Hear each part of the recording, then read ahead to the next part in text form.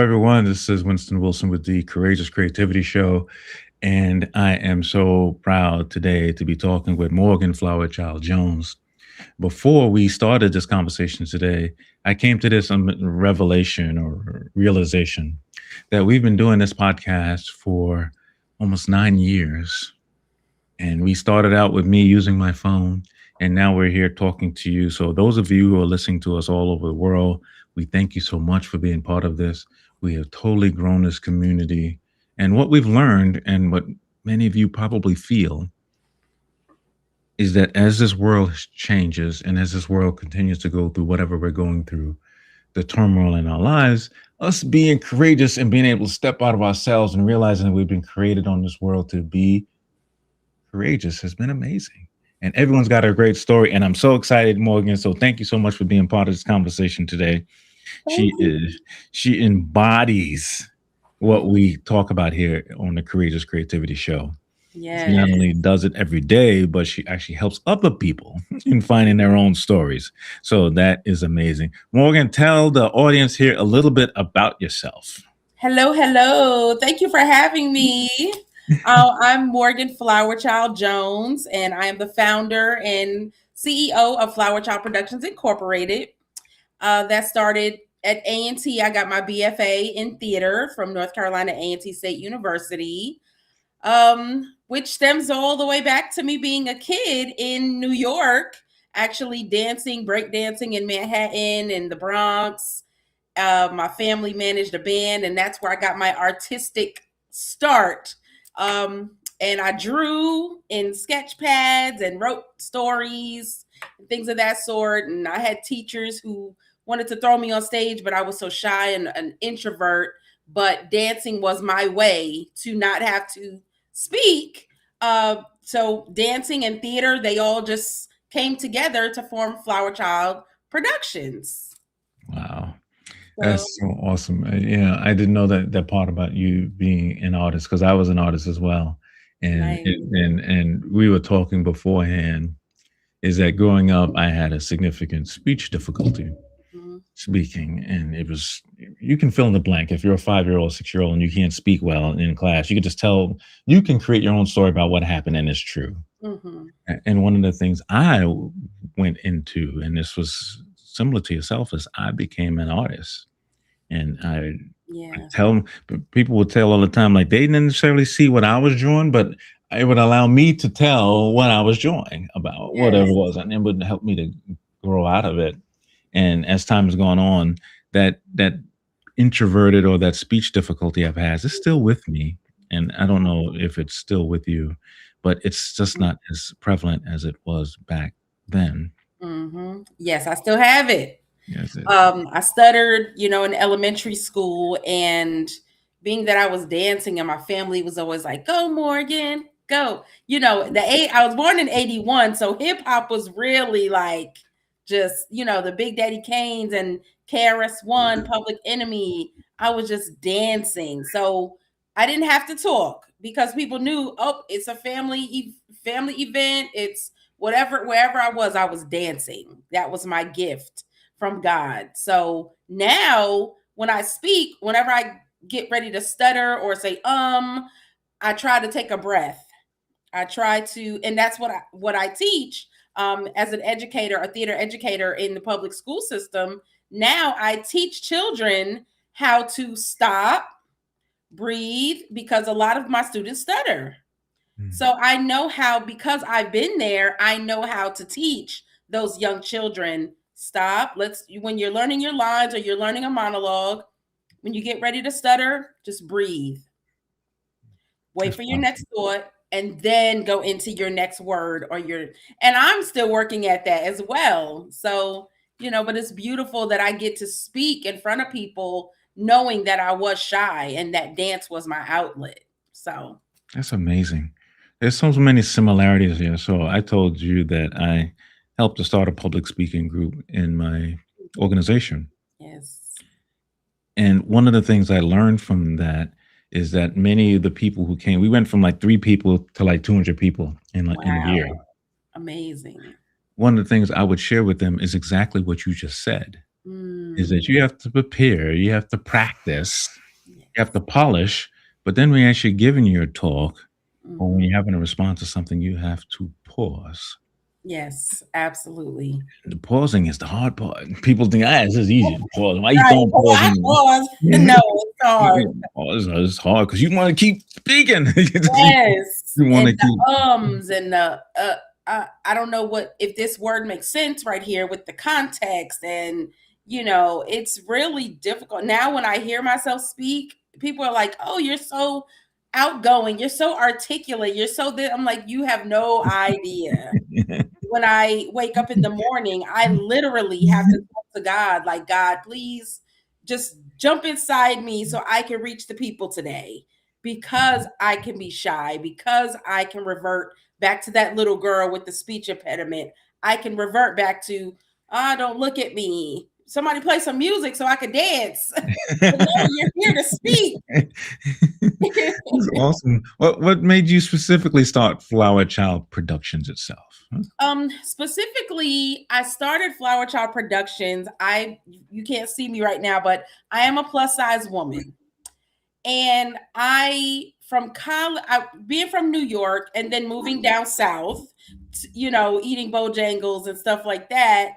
What little bit I had, always dancing in New York, I got a little plump when I got to college. Even in high school, I started getting a little more, voluptuous. And so I went to auditions and I would not get the roles. One, I was told that I was too white, like I talked white and I would think to myself, like, Mommy, Daddy, what does talking white, what is that? And they were like, Morgan, you can't listen to people, because you speak grammatically correct. And some people, in the South, they took that a certain way, but in New York, it was like, that's how we talk.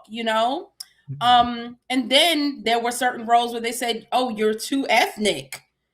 So I was like, well, what am I supposed to be? There are no role. You told me there's no roles for a woman like me. So I ended up playing roles like Anita in West Side Story. I ended up playing, in Greece as Cha Cha Di Gregorio. I played a lot of Hispanic roles because it fit who I was, being from New York with my accent and things of that sort. And then even in dance, I went to dance auditions and they would say, "You're too hip hop." Oh, wow. I'm too hip hop. What You is that? know? So I said, I want to be the change. I want to, and I would always go to auditions and they would say, "Oh, you're so raw, you're so passionate." But I wouldn't get the roles or the Mm. dance parts. So they'd say, "Oh my God, your energy." So I started finding talent in college, raw talent, passionate people, actors, dancers.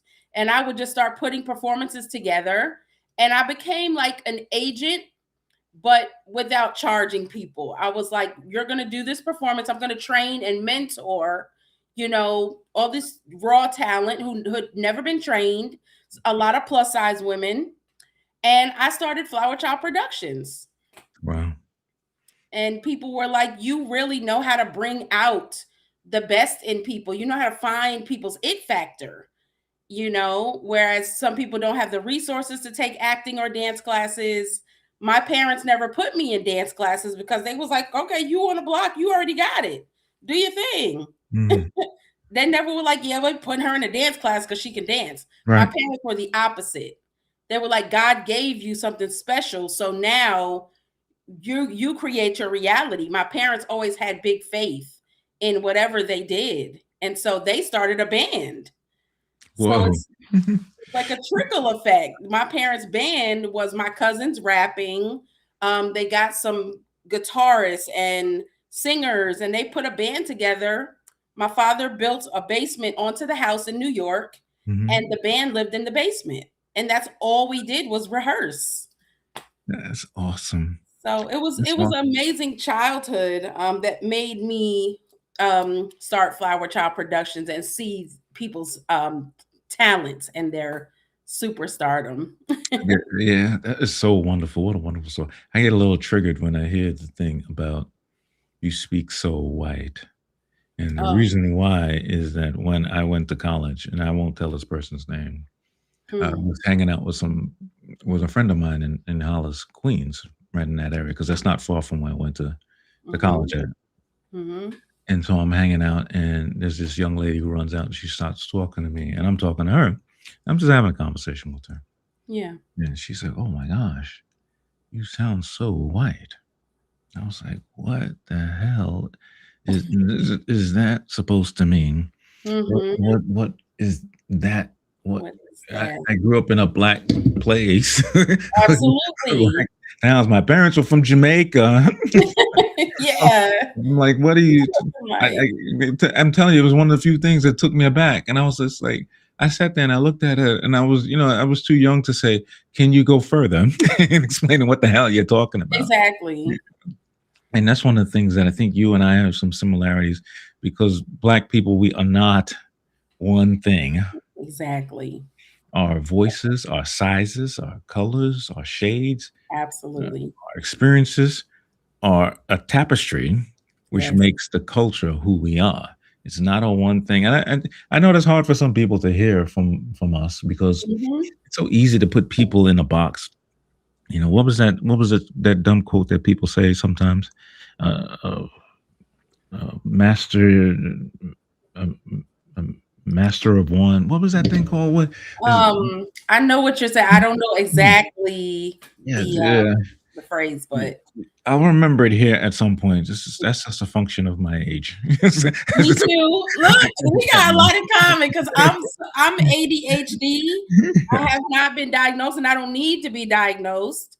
I just know that I am. I am the same way. Like when I'm doing work in the day, I have to have something musically going on in the background in order for me to be doing the other Yes. thing, the In order to actual work. write, I need noise. I need the TV playing. I'm not listening. Like I'm listening, but I'm not listening. I have to be doing 15. I have to be washing clothes, washing dishes, and cleaning the living room all at the same time. That's right. I can't do it any other way. Otherwise, than that, I'll be like, "One, this is," I and don't like to be too focused. I can't. But I will complete. I have to complete all of it. I love results. I do, and I'm the same way. And I love to teach people how to be productive, Yes. and productivity. This is an aside. Left side of the brain, creativity. Right side of the brain. You got to live in both of them worlds at the same time. You cannot live with one without the other. I hear all these people sometimes tell people, "Yeah, well, I just got rid of everything, and I went in a van, and I just lived in a van, and next thing you know, I'm a millionaire." Well, that's good for you. Right. That's great. It's not Good good for job. me. it's not Yeah. it's not going to work for me at all. Those are You know, interesting stories. I'll be like, oh, okay, good. That's great. like, Morgan, I'm gonna ask you a rapid fire question in the midst of a really in depth question. So, Okay. which one you want, the rapid fire question or the in depth question? Rapid fire. All right, here we go. What was your favorite show or movie, past, present, or even upcoming? Ooh. Favorite show, I'm gonna say the college. Hillman A different world. College. At a different world was my favorite TV show. And to this day, I watch reruns of A Different World. You it was A Different World was you didn't even ask me to talk about it, but you can't talk about A Different World without talking about it. There was dance on that show. There was. Were characters from all over. You saw yourself as a young girl. I saw myself in Lena, which was Jada Pinkett's character. I saw myself in Kim. I saw myself in, for sure, Freddie. Freddie was me. I was like, oh my gosh, the quirky, weird girl who everybody thinks is so crazy and just with the curly hair, just artsy. I saw myself in Whitley. Oh yeah. I saw myself in all of these characters. Debbie Allen added the dance aspect.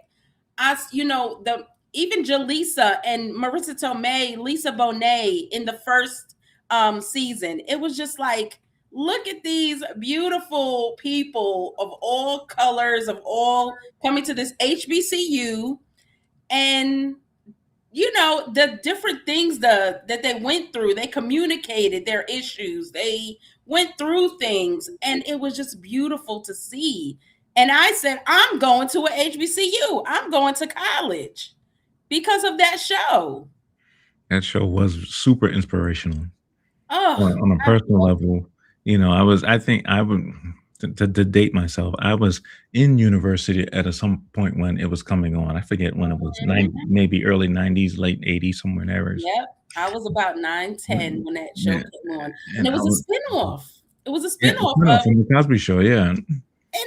and when they started filming A Different World, he would she would call home Mhm. and you would see the Cosby Show set. Yeah, yeah. And he'd be like, "Hey, get it together." Mhm. Yeah, it was just like, "Oh my God, that's my dad. That's gonna be me in school." It's just beautiful. I Yeah, didn't even go I on no, a no, I rant. remember it because it was inspirational. Because I was like, for example, there were fraternities on college, right, at Yes. campus, but there's also fraternities in the show, Yes. which I thought was so dope. They did I that. was I And was they like did step in and all of that. I was that was so unbelievably proud of great that show. messages. Mhm. So here we go. So many creators, and you probably experienced this, struggle with authenticity Mhm. because they're trying to like please some crowd. Mhm. Or or how do you find the courage to keep your experience and vulnerability at the center of your creative expression? Before you answer that, I tell you, Mhm. this is something that I struggle with sometimes too. Yeah. I have this veil. I had a good friend of mine once look in my eyes and say, "Winston, I can see the wall inside of you." Mm. So what do you think about that? With struggle with authenticity because you're trying to please some group somewhere. Mm. Ooh, that's so, in my world, it's so broad because I have dabbled in every aspect of art. I'm a visual artist. If I were to turn this around, you see all my visual art on the wall. Um, it was my therapy, you know, being myself and being going through things when I was teased in high school. A young man called me a peer called me Craig Mack because I had bad skin. Mm. So I drew a wall up and I was very insecure. And so in that insecurity, I would draw. I became very much going to drama class. I remember my theater teacher like telling me I was beautiful, putting me in competitions. And I'm just like, this one boy said this thing and it stuck with me and it ate at me for years. Even, and eventually I had to say to myself, everything about you is what he's not. So that intimidates people. I was raised in a Baptist church. So my parents always taught me faith. Like you don't let nobody tell you who you are. You don't let nobody tell you what you look like. If you're how you look, da da da. You have to be happy with yourself. But even knowing all of that, the world can definitely come in your world and try to, rip it apart. The happy, the jolly person in me, the bubbly black girl, they had an issue with it. Some people just had an issue with it. It intimidated people. So they took their insecurities out on me. So when I found myself as far as my artistic therapy, and I would talk to God through painting. I would talk to God through dancing. I dance at funerals, Winston. Oh I wow. at weddings. I did praise dance everywhere. Never trained, never taken a class, just God, would be get inside me and be like, you can't listen to that person, you can't listen to this person because look at the lives that you have changed through being who you are, through being what it is that you give other people. And even when I tell my young girls that I teach in middle school, when you look in the mirror, it's not so much about what you see, but your character. What are you giving to the world? Who are you? Because that is what's going to come out and shine on the outer appearance. And the way you treat people is where the beauty comes from. And they don't realize that until I see them in the classroom helping somebody, and I'm like, you see what I was telling you about? That's beauty. And then they smile at me, and I'm like, look at the beauty that came from that conversation. Whereas they would look in the mirror and be like, I'm not beautiful because somebody said that boy don't like me, or that girl looks prettier than me. Da, da, da. And I'm like, there are some people who society would say is beautiful, but their inner core screams negative or broken, and it shows up. A lot of people need healing, and so that's where I decide that my authenticity is more important than anything else in this world, and being myself, waking up and being authentic in my walk. Well, thank you so much. That is unbelievably true and inspirational. Mhm. One of the things I've learned, and this links to what you just said there at the end, is that every person that seems, maybe it's because time is just going on, but Yeah. every single person that I've encountered in this world needs some level of healing. Yes. Whether they're, and sometimes they're 89 years old, Yes. and sometimes they're 19 years old. Hmm. And there are so many ways we hurt each other. So true. So And, true. and people say, yeah, well, words don't matter. Words matter. World wars are They. started by words. You know, Hmm. people kill people based on words. Absolutely. So whether it's the young person talking to you about your skin, or the young person talking to me about my speech, Yep. those things have an effect on us for a long period of Absolutely. time. Uh, Absolutely. and I think sometimes people think that, oh yeah, those people over there, those are the people that need healing. No, it's not true. You gotta look in the mirror. You are. Right. I say this all the time. Like when I look in the mirror, and when anyone looks in the mirror, it's like looking at a painting Yes. that's not done. Like, Yes. Yes. you gotta keep painting Yep. every single day on that vision that you see of yourself. Absolutely. It's just not who you are today. So thank you so much for that. It's time for another rapid fire question. Yes. All right. Oh boy. Let me get ready because All I right. wasn't ready for the last one. This one should be easy. Something like, what was your one of your favorite theater moments? No, there's a Oh my lot of them. goodness. One of my favorite theater moments.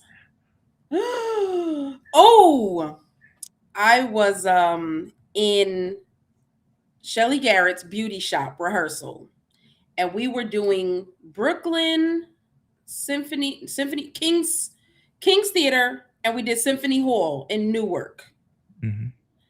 in the same weekend. And I will never forget, I was choreographing the show, and I was also one of the lead actresses in Beauty Shop for the 30-year anniversary. Because people might be watching like, Beauty Shop debuted in 85. I Mhm. was 4 years old. When it came back around for the 30-year anniversary, that's the one I was a part of. And we're sitting there.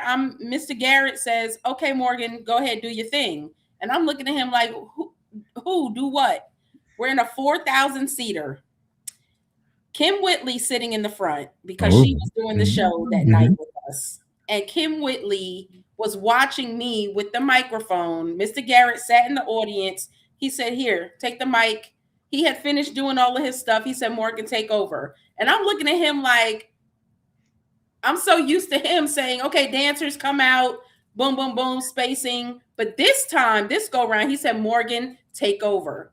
So I was like, okay, ladies, let's get it together, get ready. Where's the sound guy? I was like, I was ready for that. I was ready for that moment, Winston. When he said that, it's like I had to what first, and then I went in. I went for it, and Kim Whitley actually videoed that rehearsal, and it was on her Instagram page. Really? Wow. And that moment for me was huge because Mr. Garrett asked me to bring four of my plus size dancers from Flowerchild Productions on tour and four small girls because he had a battle on stage at Beauty Shop with the smaller girls and the plus size girls. where the plus size girls push the smaller girls off the stage and take over. And it's a highlight in the show. So that moment, 2 years prior, I dreamed that I was in the audience with a microphone in the middle of a big audience. So I dreamed that moment before it even happened. And Wow. that I have a picture of it. Somebody took a picture of me in the audience. I posted on my Facebook probably once a year just to remind myself, like, look at where you've been, and you actually dream. You're living your dream. It's beautiful. That was my favorite theater That's moment. great. What a great thing. Thank you. I know When that you was a lot. I know that was perfect. When you run into creative blocks Hmm. and and you need support, whether it's financial or it's a personal valley that you may be encountering, what are some of the things that keep you grounded in moving forward when you encounter those blocks? I will say, when I'm having those blocks, I pray. I pray, I meditate. Nature has always been my church. I purposely am in a house with a backyard and a front yard. It's just trees and green back here. In the front yard, it's just, trees and green in a front porch. And I get out there and I talk to God. Once I do that, it's amazing how God will put different art forms in my life. For instance, the other day I was choreographing for a client, but it wasn't my idea. It was a client's concept. So I'm not always inspired by the client's concept. So it's like, Morgan, where is your inspiration going to come from? What are you creating if this is not your concept? So I watched She's Gotta Have It on Netflix, which Oh is yeah.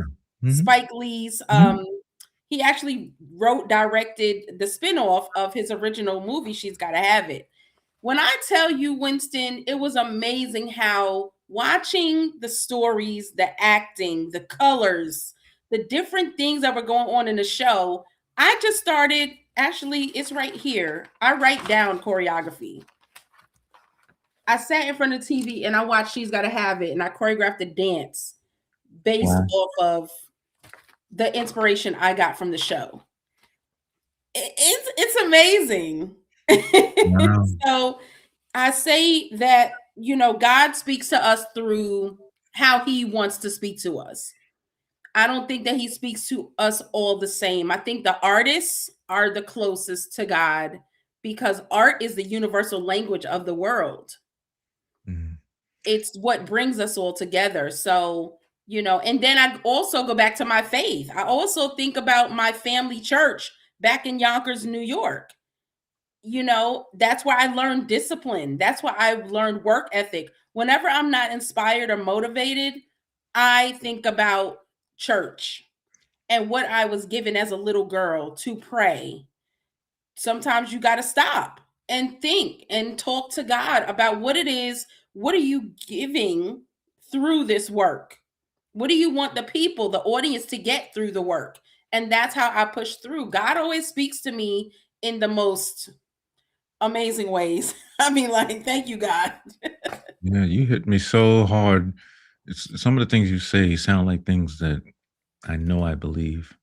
And one of those ones is that when we are creating or when we're a creator in this world, Hmm. we are going on a spiritual path. Yes, And sometimes absolutely. people go, "Oh yeah, well, are you just writing a story, you're just acting in a thing." No, it's not. It's Mm-mm. it's it's a way that we're exemplifying or we're epitomizing our spirituality directly.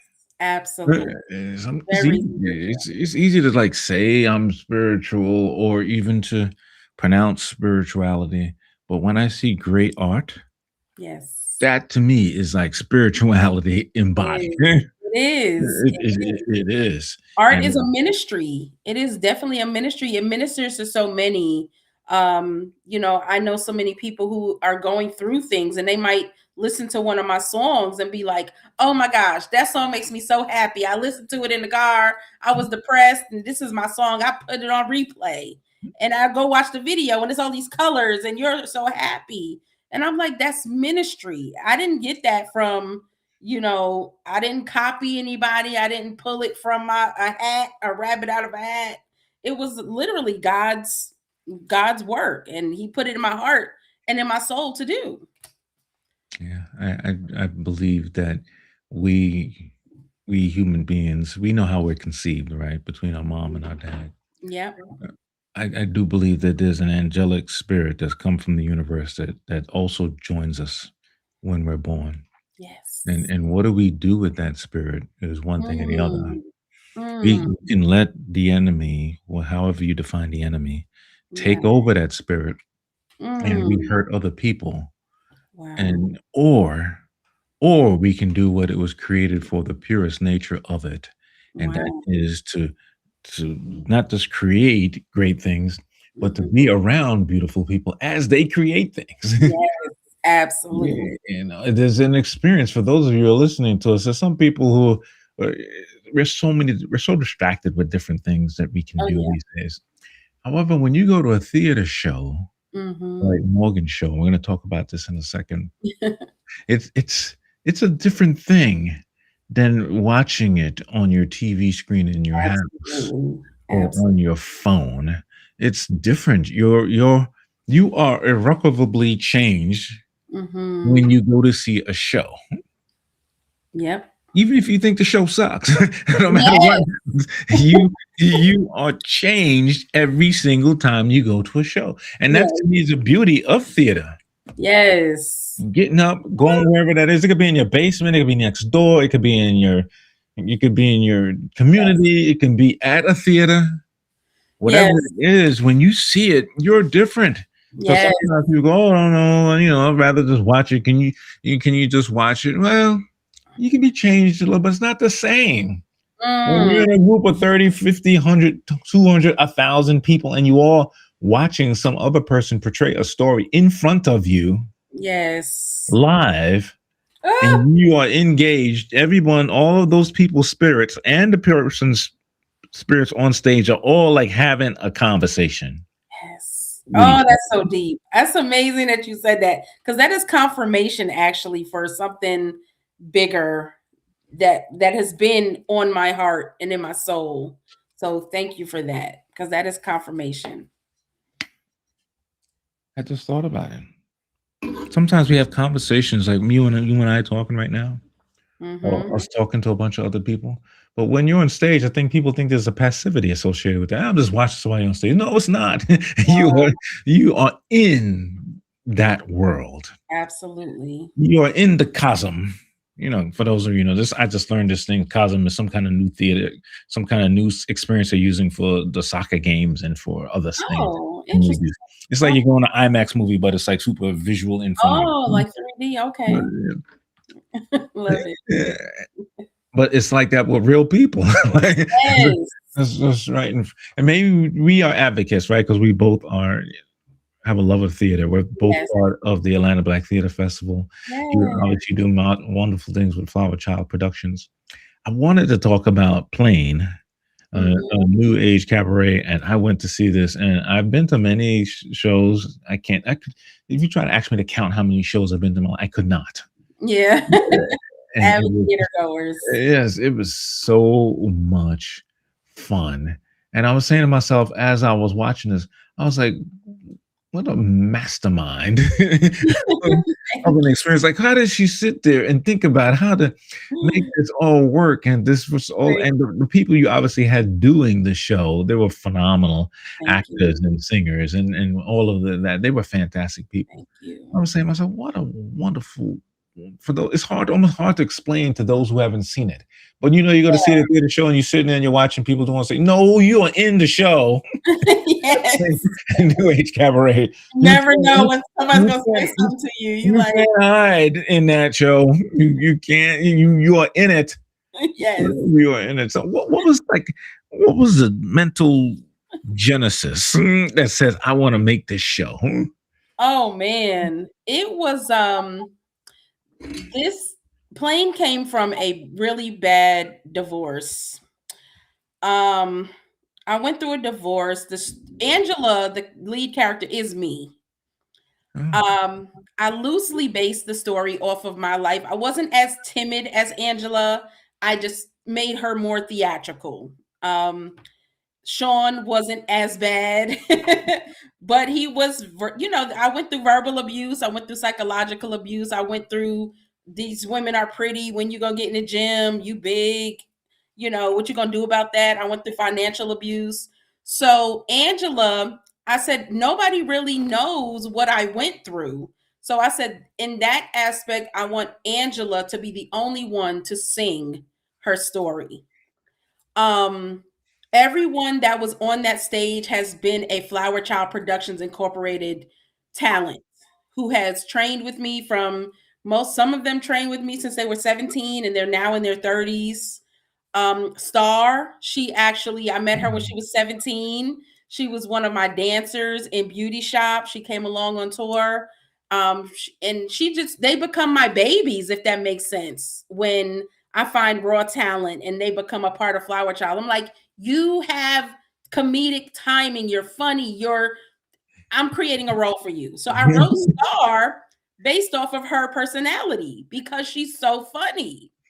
it's And interesting that character. She is related to someone that I went to high school with. And I wow, did not notice until I see us. Oh yeah, such and such. We graduated from high school, the same place in New York, and Star is related to her.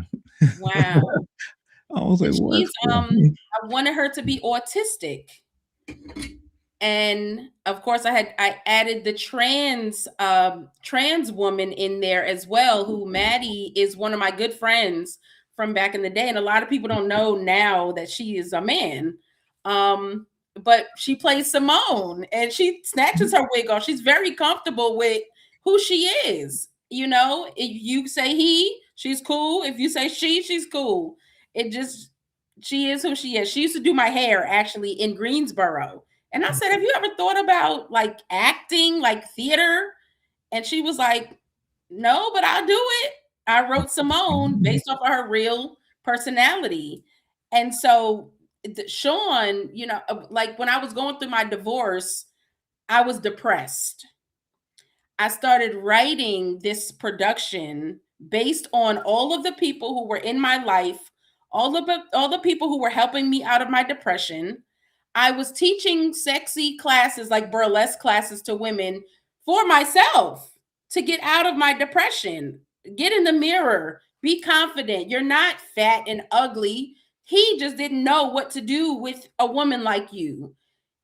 Jealousy happens. He sees your success, he sees everybody loves you. And eventually it became an issue of us being in the household together. So I had to let him go. So those women that were in the play dancing, Violet, Julia, and the three friends were really my friends. wow?"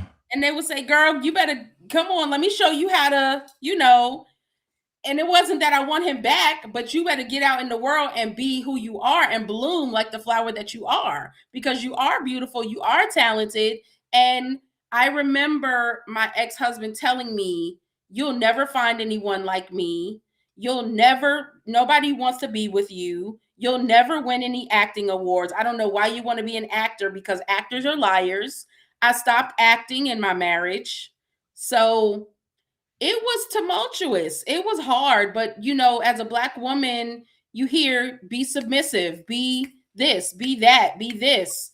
I didn't hear your husband needs to support you, be yourself, allow them to meet you where you are. I just was like, I love this person and I'm going to make them happy, but I didn't think about, well, he needs to be there for me and support who I am as a person naturally.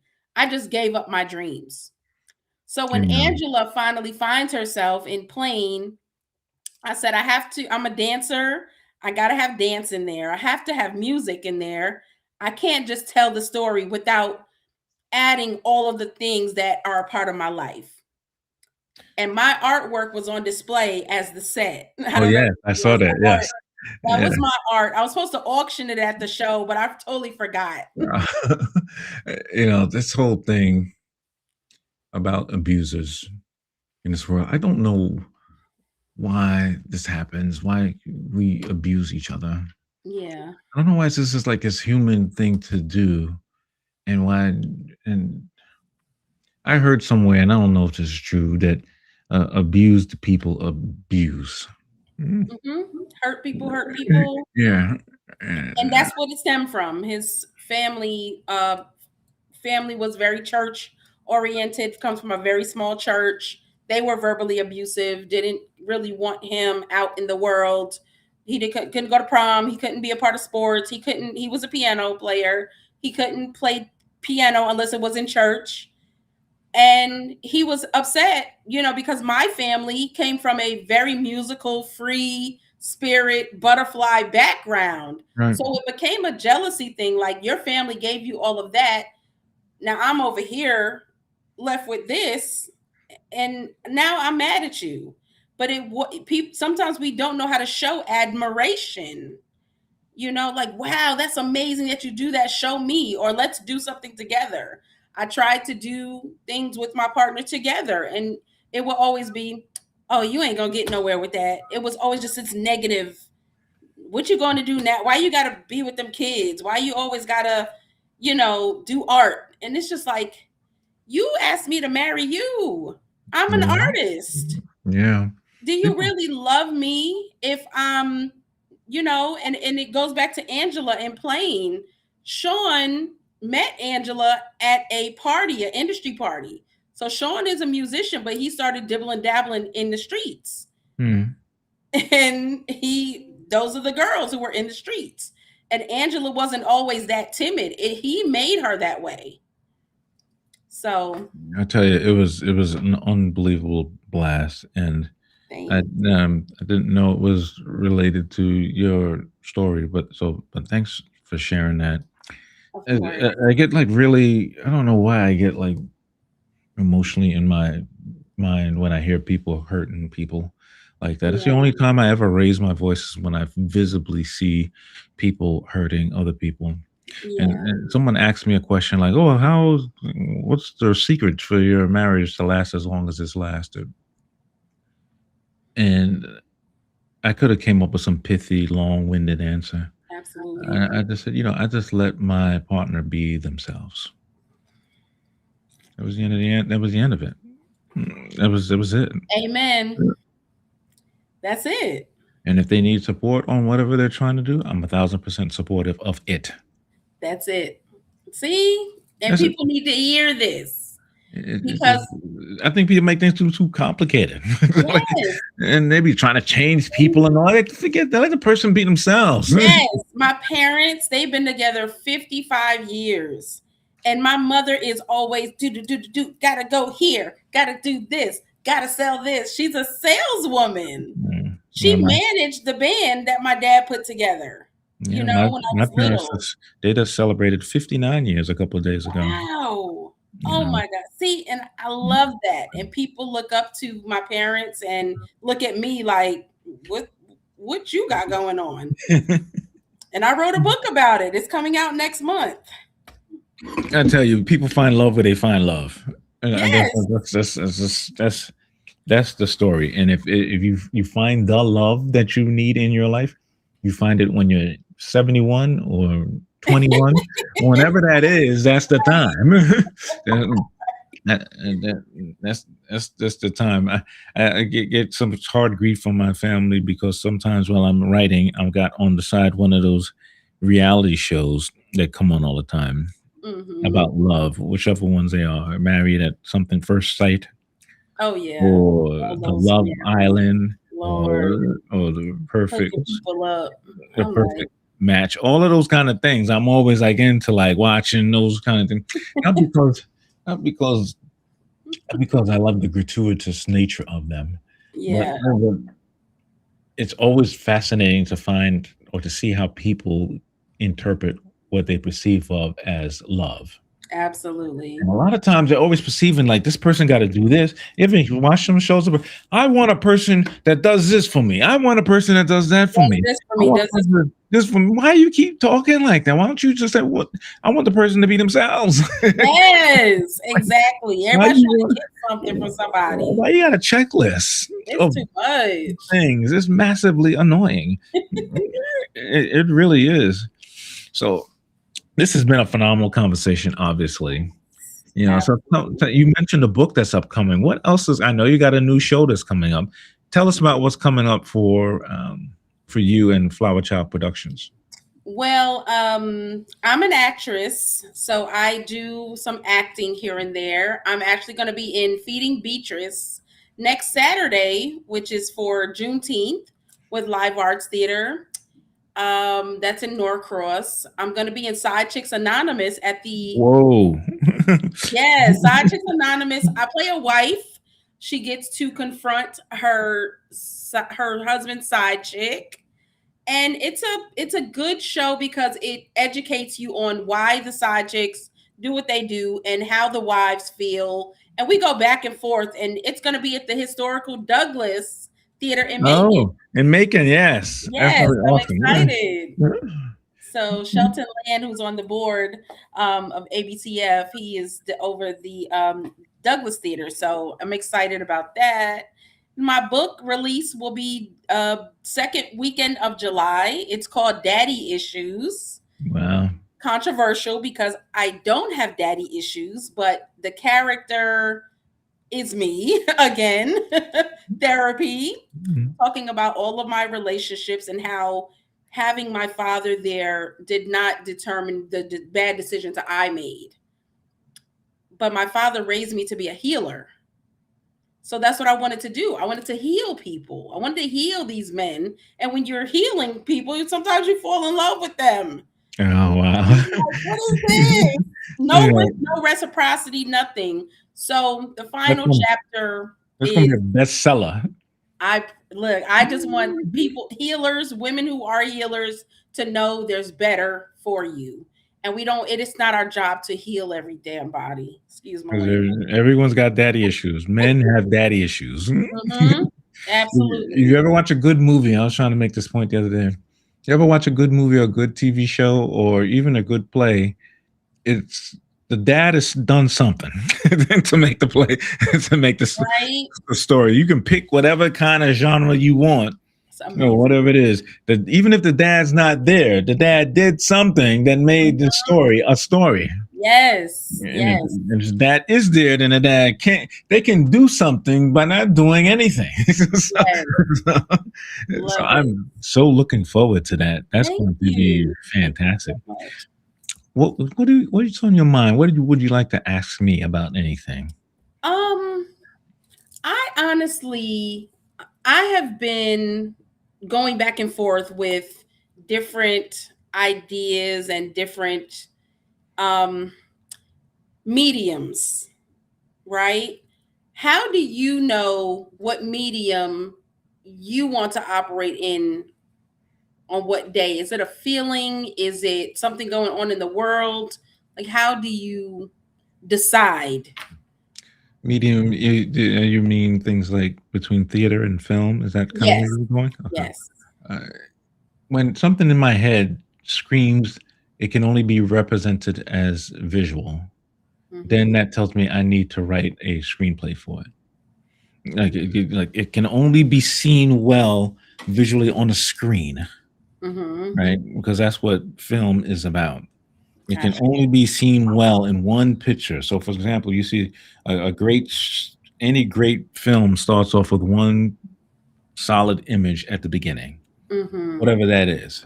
So that tells me that if I want this thing to be something that's heartfelt and in the moment of something that's occurred, that's when it screams theater.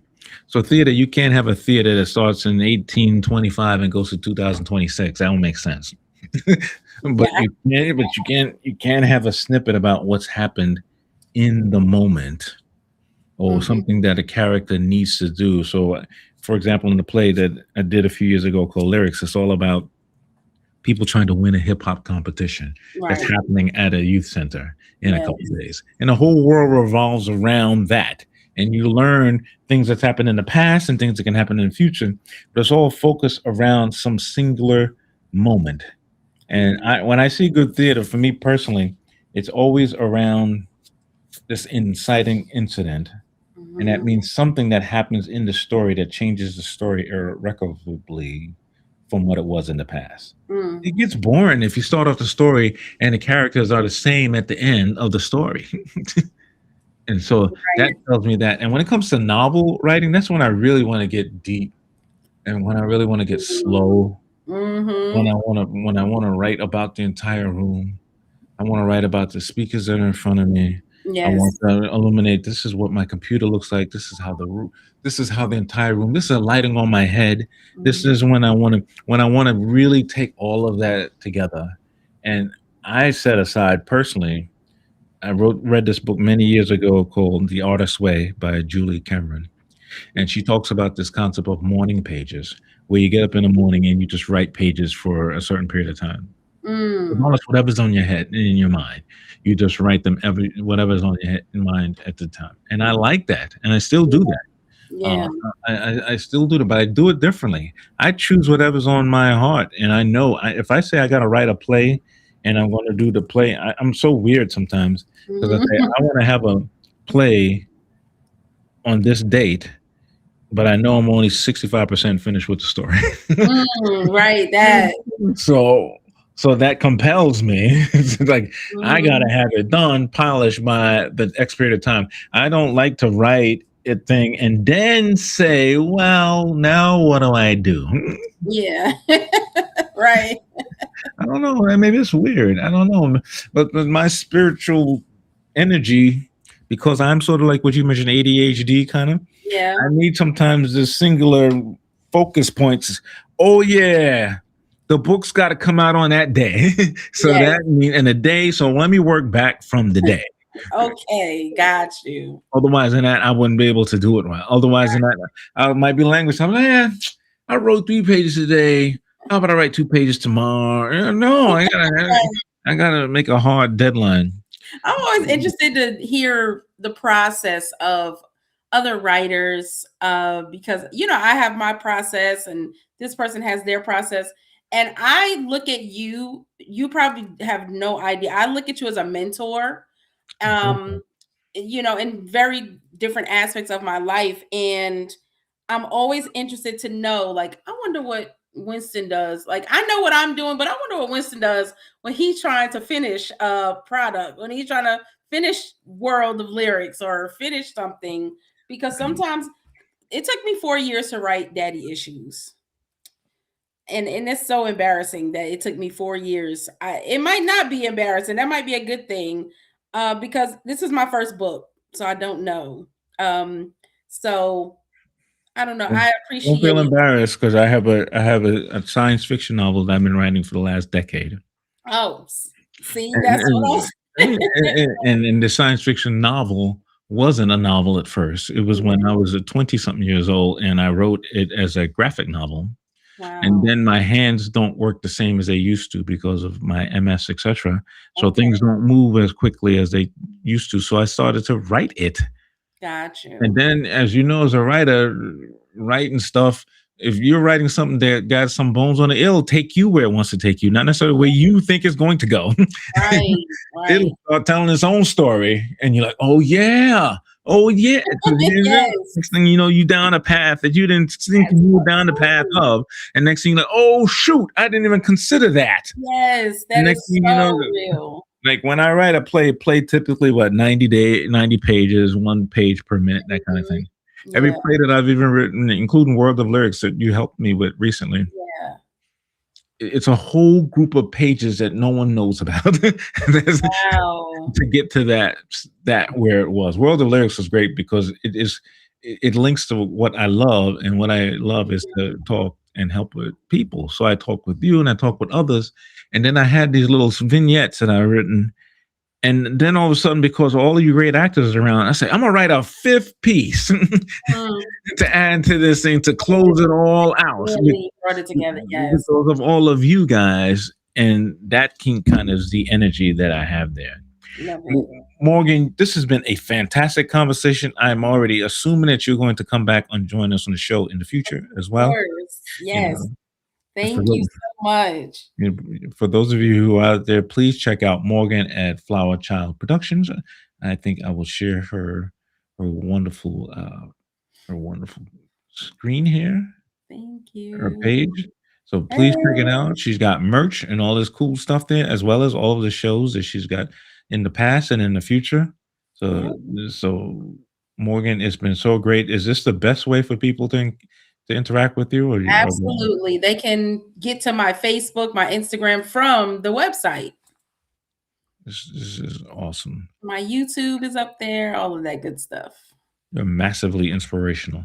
So Thank you. for those of you out there, I hope you gleaned something from Morgan's conversation with us today. I personally want to thank all of you who are joining us now, or whether you're seeing us in the near future. The Courageous Creativity Show is based on